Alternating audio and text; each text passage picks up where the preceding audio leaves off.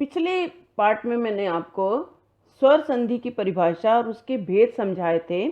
आज मैं आपको व्यंजन संधि के बारे में बताऊंगी कि व्यंजन संधि की परिभाषा क्या है। किसी व्यंजन के व्यंजन अथवा स्वर के साथ मेल होने पर उत्पन्न परिवर्तन को व्यंजन संधि कहते हैं। अब इसमें क्या है कि देखो, व्यंजन संधि में क्या है कि व्यंजन का अगर किसी स्वर के साथ या व्यंजन के साथ मेल होता है और मेल होने से जो परिवर्तन होता है वो व्यंजन संधि कहलाती है। अब इसमें कुछ नियम है व्यंजन संधि के। वो नियम कौन कौन से हैं? जैसे पहला नियम है कि अगर किसी भी वर्ग का क, च, ट, त, प यानी पहला अक्षर किसी भी वर्ग के जैसे 5 वर्ग हैं तो इनका जो पहला अक्षर है क, च, ट, त, प, इसके पश्चात किसी भी वर्ग का अगर कोई तीसरा या चौथा वर्ण, तीसरा या चौथा वर्ण कौन सा? जैसे क है, क का तीसरा और चौथा वर्ण कौन सा है? क, ख, ग। ग तीसरा है और घ चौथा है। इसी तरह से च का है, तीसरा च वर्ग का तीसरा कौन सा है? किसी भी वर्ग का च का हम लेते हैं तो च, छ, ज और झ तीसरा और चौथा हो गया। इसी तरह से ट वर्ग का ले लो, ट वर्ग का क्या है? ट, ठ, ड तीसरा है और ढ चौथा है। इसी तरह से त वर्ग का है, द तीसरा है और ध चौथा है। प वर्ग का ले लो, प, फ, ब तीसरा है और भ चौथा है, चौथा वर्ण है। तो इसका नियम क्या है कि अगर किसी क, च, ट, त, प किसी भी वर्ग के पहले अक्षर के पश्चात किसी अन्य वर्ग का भी तीसरा या चौथा वर्ण आता है इनमें से, या य, र, ल, व, ह, या कोई भी स्वर आता है, तो पहला वर्ण अपने ही वर्ग के तीसरे वर्ण में बदल जाता है। यानी जैसे एक उदाहरण देखो, जैसे एक उदाहरण है दिक् प्रदर्शन। जैसे दिग्दर्शन है, दिग्दर्शन से ये दिग्दर्शन बना। दिग्दर्शन कैसे बना कि जैसे ये क वर्ण है, अब ये क जो है, देखो संधि के इधर वाला अक्षर हमने लिया कि ये क के बाद, क के बाद क्या है? द। तो द क्या है? त वर्ग का त, थ, द, त वर्ग का तीसरा अक्षर है ना।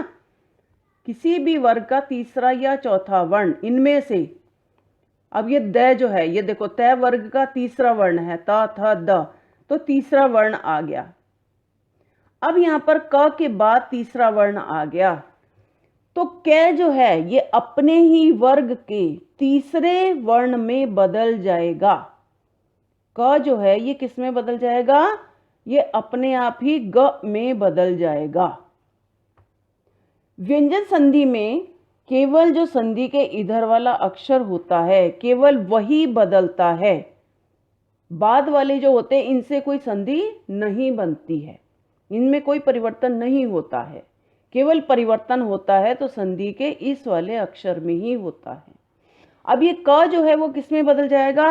ग में बदल जाएगा। बाकी तो वही चीज है, देखो दर्शन, दर्शन शब्द तो वही है, लेकिन यहां पर दिग्दर्शन से दिग्दर्शन से दिग्दर्शन बन गया, क्योंकि क जो है, क के बाद किसी भी वर्ग का तीसरा या चौथा अक्षर आने से ये वाला अक्षर अपने आप ही तीसरे में बदल जाएगा। तो क से क्या बन गया? दिग, दिग्दर्शन। तो दिग की जगह क्या बन गया? दिग। ये ग जो है ये क्या है? हलंत वाला, तो हम इसको आधा भी लिख देते हैं ऐसे करके, दिग। इसी तरह से देखो अजंत शब्द है। अजंत क्या है? अब ये संधि आधे अक्षर पर नहीं बनती कभी भी। ये जय है, जय में क्या है?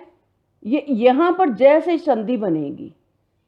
संधि कैसे बनेगी? जय है, च, छ, ज, च वर्ग का तीसरा वर्ण है, च वर्ग का तीसरा वर्ण है।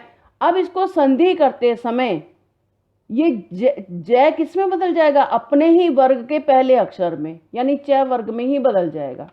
च छ ज, तो यहां पर क्या बन गया? अच, अच प्लस अंत। अंत अ क्यों लिखा? क्योंकि ज में अ की मात्रा है। तो अजंत शब्द से क्या बना? अच प्लस अंत। क्योंकि देखो अच प्लस अंत से अजंत बना, क्योंकि च वर्ग के बाद मैंने क्या बोला था? किसी भी वर्ग का पहला अक्षर च आ गया। च वर्ग का पहला अक्षर है ये, अपने वर्ग का, और उसके बाद कोई भी स्वर आए या कोई स्वर आए, आ गया ना, तो पहला वर्ण अपने ही वर्ग के तीसरे में बदल जाएगा। अब इसके बाद क्या आ गया? स्वर आ गया। जब स्वर आ गया तो च जो है वो अपने आप ही किस में बदल गया? ये ज में बदल गया। अब ज इसके बाद नेचुरली अ है, अ, तो ज में जब अ मिलाया तो क्या बन गया? ज बन गया। स्वर को मिला सकते हैं, लेकिन अगर कोई व्यंजन है तो हम उसको तोड़ नहीं सकते। स्वर जरूर यहां मिल सकता है, लेकिन व्यंजन को नहीं तोड़ेंगे हम। अब इसी तरह से जगदीश है। जगदीश शब्द जो है वो किससे बना? जगत, हम कहते हैं कि जगत प्लस ईश, इससे बना जगत प्लस ईश। अब ये तय जो है, देखो तय वर्ग आ गया, क्योंकि ये द है। जगत, हम जगद नहीं लिख सकते, हम तय लिखेंगे, क्योंकि त थ द तय वर्ग का तीसरा अक्षर है। जब ये तय वर्ग का तीसरा अक्षर है तो ये अपने आप ही पहले अक्षर में बदल जाएगा, क्योंकि इसके बाद ई की मात्रा है और यहाँ पर क्या है? स्वर है ई। तो यहाँ पर ई है तो ये स्वर है। अब यहाँ पर जब स्वर है और यहाँ पर क्या है? द, तो इसको लिखते समय द जो है वो किस में बदल जाएगा? अपने ही वर्ग के पहले अक्षर में। तो तय वर्ग का त थ द तय में बदल जाएगा, तो बन गया जगत प्लस ईश। क्योंकि इसमें ई की मात्रा है तो यहाँ ईश लिख दिया। इसी तरह से सद्भावना। अब सद्भावना जो है, अब यहाँ पर ये देखो भावना शब्द तो है, भावना तो अलग हो गया। अब ये दो शब्दों से बन रही है संधि, सद प्लस भावना। लेकिन संधि करते समय हम किस में बदलेंगे? भावना शब्द को तो हम नहीं छेड़ेंगे, भावना तो ऐसे ही लिखा जाएगा। लेकिन हाँ, अगर इस वाले वर्ग में अगर मात्रा होती स्वर की तो वो यहाँ मात्रा लिखी जाती, लेकिन ये भावना शब्द है, दो शब्दों से मिलकर बना है सद्भावना। अब ये द है, तो द तय थ द तय वर्ग का तीसरा वर्ण है। तीसरा वर्ण है तो तीसरा वर्ण संधि करते समय किस में बदल जाएगा? पहले में बदल जाएगा। तय वर्ग का तो तय में बदल जाएगा। तो यहाँ पर क्या लिखेंगे? सत प्लस भावना। अब संधि करते समय तय किस में बदल जाएगा? सद्भावना, सत, क्योंकि द में हलंत है। सद्भावना तो सत प्लस भावना बन जाएगा। इसी तरह से एक और नियम है कि अगर किसी भी वर्ग का पहला या तीसरा व्यंजन, पहला या तीसरा मतलब जैसे क वर्ग है, क वर्ग का पहला क है और तीसरा क्या है? ग, क ख ग। किसी भी वर्ग का पहला या तीसरा व्यंजन के बाद अगर कोई भी नासिक्य व्यंजन, नासिक्य यानी हर वर्ग का जो अंतिम अक्षर होता है, क ख ग घ ण, च छ ज झ न, ट ठ ड ढ ण, त थ द ध न, प फ ब भ म, तो हर वर्ग का ये अंतिम अक्षर है जिसको नासिक्य व्यंजन भी बोलते हैं। नासिक्य व्यंजन अगर आता है तो पहला या तीसरा वर्ण, किसी भी वर्ग के पहले या तीसरे व्यंजन के बाद कोई नासिक्य व्यंजन आता है तो पहला या तीसरा वर्ण अपने ही वर्ग के पांचवें वर्ण में बदल जाएगा। अब देखो, अब जैसे ये है वाक प्लस मय, ठीक है। अब वाक प्लस मय क्या है? अब ये कै है, अब ये कै के बाद क्या है? माँ है। माँ का मतलब क्या है? प फ ब भ माँ, माँ नासिक के व्यंजन है। अब यहाँ पर जब ये नासिक के व्यंजन इसके बाद आया तो ये कै वर्ग का जो पहला अक्षर है ये अपने आप ही पांचवें वर्ग में बदल जाएगा, अपने ही वर्ग के पांचवें वर्ण में बदल जाएगा। कै वर्ग का अंतिम अक्षर है क ख ग घ ङ, यानी वांग मय, ये ङ आ गया, ठीक है। अब देखो यहां पर भी अंतिम अक्षर आ गया प फ ब भ म। जब यहां पर अंतिम अक्षर आ गया तो इस वर्ग का भी अंतिम अक्षर ही यहां पर आ जाएगा। इसी तरह से जगत प्लस नाथ है। अब जब हम इसकी संधि वाले शब्द की को हम शब्द बनाएंगे तो ये बन गया। और जब हम इसकी संधि करेंगे तो हमको पता है वांग ङ है, ये अंतिम अक्षर है, कै वर्ग का अंतिम अक्षर है। अंतिम अक्षर का मतलब क्या है? इस अंतिम अक्षर के बाद भी म है, ये भी नासिक के व्यंजन है। जब ये प फ ब भ म ये भी अंतिम वर्ण है तो ये वाला ङ जो है ये पहले अक्षर में बदल जाएगा। इसी तरह से देखो जगत प्लस नाथ, अब ये यहाँ पर ये भी ना है, तैथ है दैद है न, ये नासिक के व्यंजन है न। अब यहाँ पर जब ये नासिक के व्यंजन है तो ये तय वर्ग का अंतिम अक्षर क्या है? त थ द ध न, तो तय भी किस में बदल जाएगा? अपने ही वर्ग के अंतिम अक्षर में बदल जाएगा। तो यहाँ पर जगत प्लस नाथ से क्या बन गया? जगन नाथ। दोनों ही नासिक के हो गए और ये भी दोनों नासिक के हो गए। इसी तरह से ये षटमुख है। षटमुख जो है देखो ये भी मैं है, अंतिम अक्षर है पै वर्ग का, ये ट है। अब दोनों ही, अब ट को क्या करेंगे? इसको भी अपने वर्ग के ट वर्ग के अंतिम अक्षर में बदल देंगे। तो ट वर्ग का अंतिम अक्षर क्या है? ट ठ ड ढ ण, तो क्या बन जाएगा? षण मुख।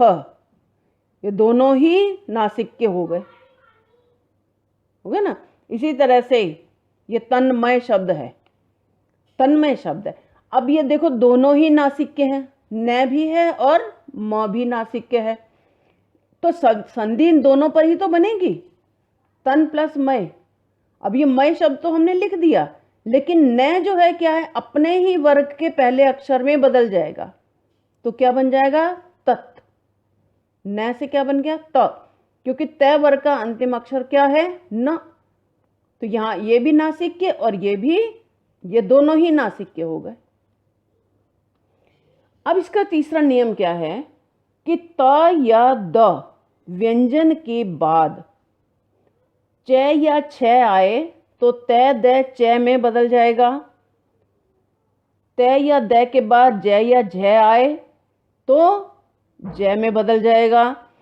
टैठ हो तो ट में बदल जाएगा, डैड हो तो ड में बदल जाएगा और ल होने पर ल बन जाता है।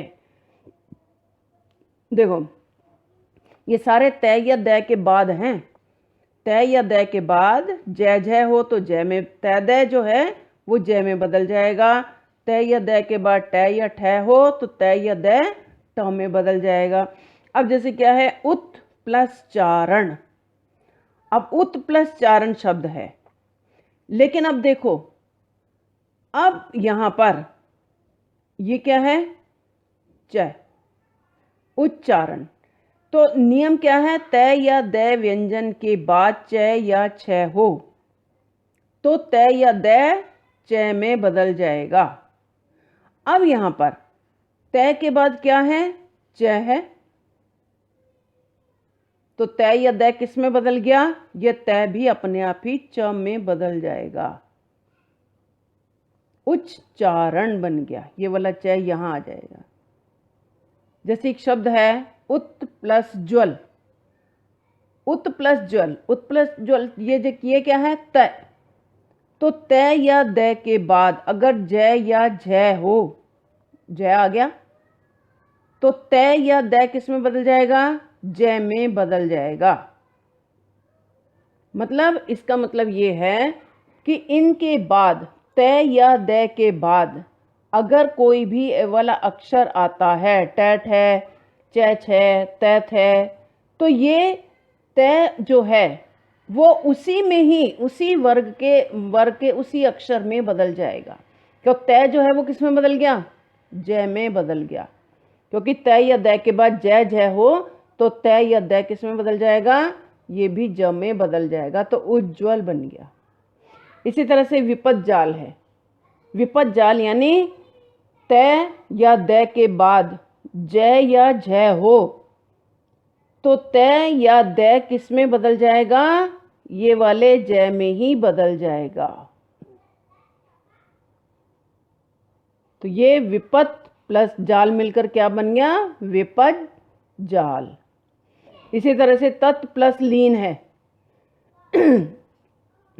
अब हमको क्या करना है? जैसे मैं इसको छोड़ो, मैं ये वाला शब्द लेती हूँ।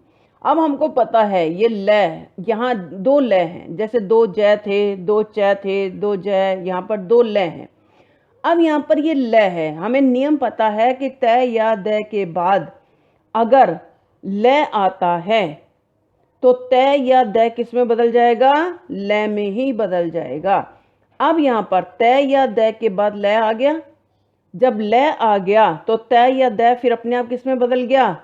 ये भी ल में ही बदल गया। तो ये क्या बन गया? तल्लीन। अब इसका एक नियम और है कि म के बाद, म यानी प फ ब भ म नासिक के व्यंजन, प वर्ग का अंतिम वर्ण, म के बाद जिस भी वर्ग का व्यंजन आता है तो म जो है वो उस वर्ग के अंतिम वर्ण में बदल जाता है। कैसे? जैसे ये देखो, ये शब्द है सम प्लस कल्प। सम प्लस कल्प। अब यहाँ पर ये क्या है?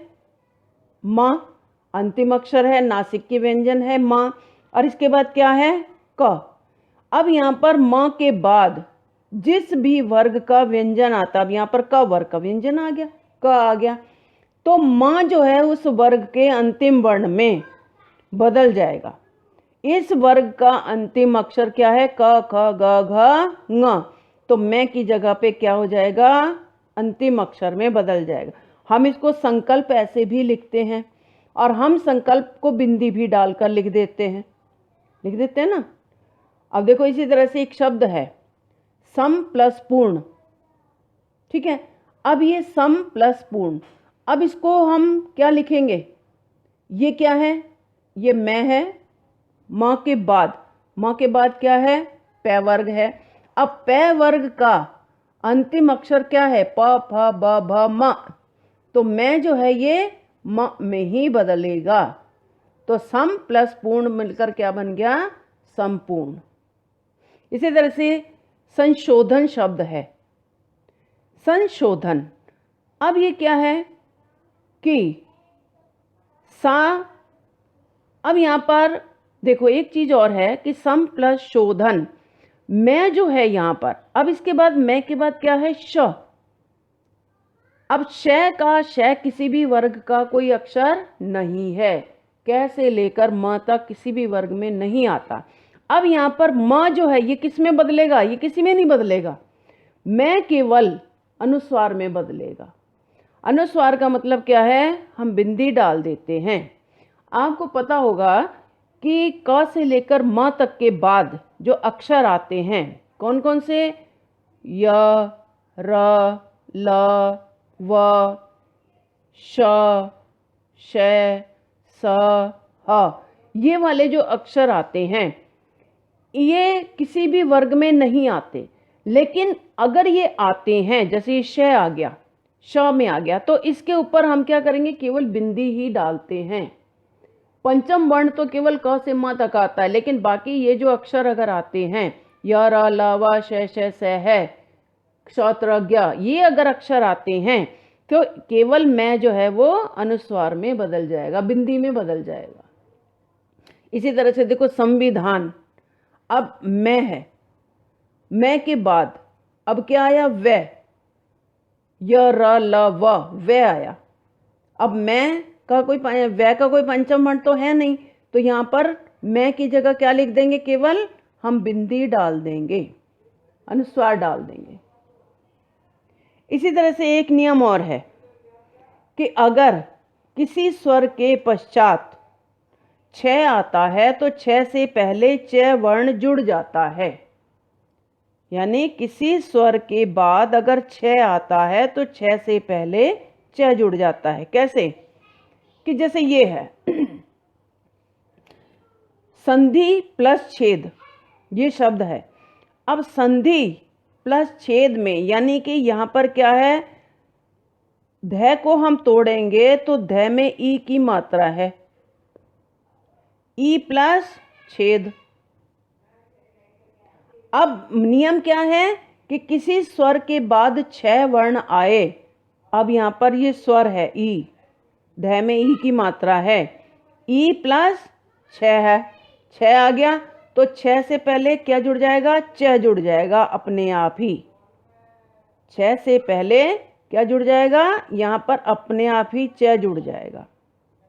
इसको तो हम नहीं तोड़ेंगे क्योंकि ये तो संधि शब्द है ना, तो संधि प्लस छेद तो क्या बन जाएगा, दोनों को मिला के संधित छेद, यहाँ पर च आ गया। इसी तरह से आ प्लस छादन है। आ क्या है, आ तो अपने आप में ही स्वर है, तो किसी स्वर के बाद छ आया, आ के बाद क्या आ गया, छ, तो छ आता है तो छ से पहले क्या जुड़ जाएगा, अपने आप ही यहाँ पर च जुड़ जाएगा। ये छ से पहले च जुड़ गया तो आ और छा के बीच में क्या आ गया, च आ गया। इसी तरह से ये अनुच्छेद है। अनुच्छेद में क्या है कि अनु प्लस छेद। अब जब हम जैसे अनुच्छेद शब्द है, हम जब संधि करेंगे तो हम ये बीच का च हटा देंगे, ये वाले च नहीं रखेंगे, क्योंकि हमको पता है कि अनु प्लस छेद से अनुच्छेद अपने आप ही बन जाएगा। क्योंकि च न में क्या है, ऊ की मात्रा, न प्लस ऊ। अब ऊ की मात्रा है प्लस छेद, तो ऊ की ऊ स्वर आने से स्वर के बाद छ आ गया, तो छ से पहले क्या आ जाएगा, अपने आप ही च आ जाएगा, तो ये बन गया अनुच्छेद। इसी तरह से छत्र छाया है। अब ये क्या है, छत्र, त्र किससे बना, त प्लस र, त प्लस र प्लस अ के मेल से त्र।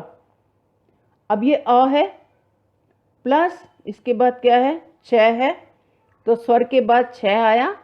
ये भी एक नियम है, ए के बाद छ आने से, स्वर के बाद छ आने से, तो छ से पहले क्या जुड़ जाएगा, शब्द बनाते समय च जुड़ जाएगा, तो ये च अपने आप ही जुड़ गया और छत्र छाया मिलकर क्या बन गया, छत्र छाया। और जब संधि करेंगे तो क्या लिखेंगे, छत्र प्लस छाया। इसी तरह से आच्छादन है, तो संधि करते समय क्या लिखेंगे, च को हटा देंगे और लिख देंगे आ प्लस छादन। आज व्यंजन संधि अब यहीं ख़त्म होती है। अब विसर्ग संधि पार्ट 3 में मैं आपको समझाऊंगी। अगर आपको ये मेरा प्रोग्राम पसंद आया है तो कृपया इसको लाइक और सब्सक्राइब अवश्य करें।